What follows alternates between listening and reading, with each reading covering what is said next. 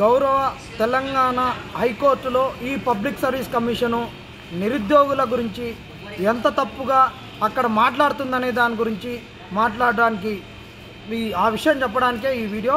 ఏంటంటే ఈ public service commission తప్పులు చేయట్లేదు, ఘోరాలు చేస్తుంది, అగత్యాలకు పాల్పడుతుంది, క్వశ్చన్ పేపర్లలో చేరేని తప్పులు నోటిఫికేషన్లలో చేస్తుంది. వాటి గురించి ఒక ముగ్గురు నలుగురు పిటిషనర్లుగా ఉంటారు, అందరూ ఉండలేరు.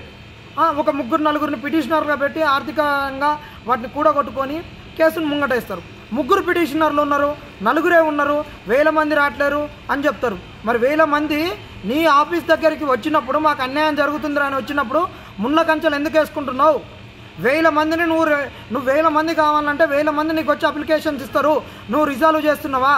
రోజుకు నీ ఆఫీస్ దగ్గరికి అన్ని కేసులు తేలినాకనే మెయిన్స్ ఎగ్జామ్ పెట్టమని చెప్తున్నారా? చూపించట్లేవు కదా. ఈ పబ్లిక్ సర్వీస్ కమిషన్ చేసే తప్పులను మాత్రం బయటికి చెప్పదు, కానీ నేను చేసేటటువంటి తప్పును ఒక ముగ్గురు ఎత్తి చూపితే నేను శుద్ధపూసను, నేను సత్యవంతుణ్ణి, నేను నీతివంతుణ్ణి అని చెప్తారు. ఈ దగులుబాజీ ఆర్గ్యుమెంట్లను ఈ పబ్లిక్ సర్వీస్ కమిషన్ వదిలిపెట్టుకోవాలి. ఇప్పటికైనా పబ్లిక్ సర్వీస్ కమిషన్ చేసిన ఘోరాలు, ఈ పేపర్లో చేసిన అగత్యాలు చాలా ఉన్నాయి. వాటిని గనక ఇద్దరే రాసిర్రు, ముగ్గురే పెట్టిర్రు, వీళ్ళతోటి 30,000 మందిని మేము ఎట్లా ఆపుతాము, మేము లాజిస్టిక్స్ సమకూర్చుకున్నాము, మేము సెంటర్లు బుక్ చేసుకున్నాము, మేము పోలీసులకు చెప్పుకున్నాము, మేము సెంటర్లలో డబ్బులు ఇచ్చేసినాము, మేము ఇన్ని గుండు పిన్నులు ఇచ్చినాము, ఇన్ని పేపర్లు ఇచ్చినాము, ఇక్కడి నుంచి ఇన్ని కోట్ల వరకు ఖర్చు అయింది, ఇది గవర్నమెంట్ డబ్బు, పబ్లిక్ డబ్బును వేస్ట్ చేయలేమంటున్నాం. మేము పబ్లిక్ సర్వీస్ కమిషన్ను అడుగుతున్నాము, మేము ఈ ప్రభుత్వానికి సేవ చేయడానికి సిద్ధంగా ఉన్నాము, ఈ ప్రభుత్వంలోకి రావడానికి, ఈ తెలంగాణ ప్రజలకు సేవ చేయడానికి ఉన్నాం. నీ మీద అబండాలు వేస్తుంది కాదు.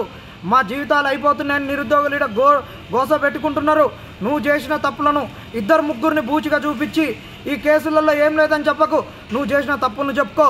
నువ్వు ఇచ్చిన కౌంటర్ కాపీ ఈరోజు చక్కర్లు కొడుతుంది. నువ్వేమో ఈ తెలంగాణ అకాడమీ, తెలుగు అకాడమీ, ఇవన్నీ ఇంతకుముందు అకాడమీలు ఉన్నాయి కదా, ఇప్పుడంటే అన్ని అకాడమీలు పోయి ఒక తెలుగు అకాడమీ వచ్చింది. నువ్వు చేసేటప్పటికైతేనేమో మీరు కొన్ని పెట్టినప్పుడు గతాలలో ఎగ్జామ్లలో తెలుగు అకాడమీ అన్నావు, ప్రైవేటు పనికిరావన్నావు. ఈరోజు నువ్వు ఇచ్చిన దాంట్లో ఏమున్నాయి?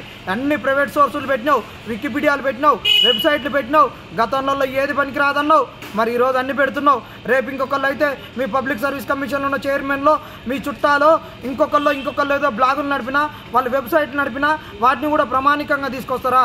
నువ్వు చెప్తున్నటువంటి ఆన్సర్లు ఒక ఎస్సీలకు ఆర్థికపరమైన సంబంధం కానటువంటి అంశం అని అడిగినప్పుడు అక్కడ మీరు ఏం పెట్టిర్రు? ఎస్సీలలోనే ఎక్కువ మంది ఇక్కడ ఏది బాల కార్మికులు ఉంటారని ఇంకేదైనా ఇన్ఫరెన్సులు పెడతారా మీరు? దానికి వేరే యాక్ట్ ఏం చెప్తుంది? వేరే యాక్ట్ చెప్పాలి. ఇలాంటి తప్పిదాలు చేసేసి ఏదో చేస్తున్నామని ఏదో ప్యానిక్ చేస్తే కుదరదు. ఇప్పటికైనా పబ్లిక్ సర్వీస్ కమిషన్కి చెప్తున్నాం, మేము బరాబరుగా చెప్తున్నాం. ఇద్దరు వచ్చిర్రు, ముగ్గురు వచ్చిర్రు అంటే కాదు. ఒక్కసారి మీకు గౌరవ హైకోర్టు పోయినసారి మొట్టికాయలేసింది గుర్తు చేసుకోరి.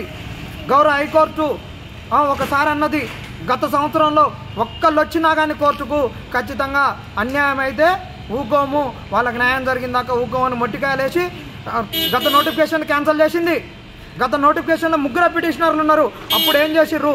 ఖచ్చితంగా చెప్తున్నాం, దీన్ని మీరు బుద్ధి తెచ్చుకొని చేయమని పబ్లిక్ సర్వీస్ కమిషన్కి సూచన చేస్తున్నాము. ఆ రోజు కాంగ్రెస్ వాళ్ళు వేసారు, మరి ముగ్గురే ఉన్నారు కదా. మరి ఈరోజు మరి కాంగ్రెస్ ప్రభుత్వం మీ అడ్వకేట్లను, జీపీలను, స్పెషల్ జీపీలను పంపుతున్నారు.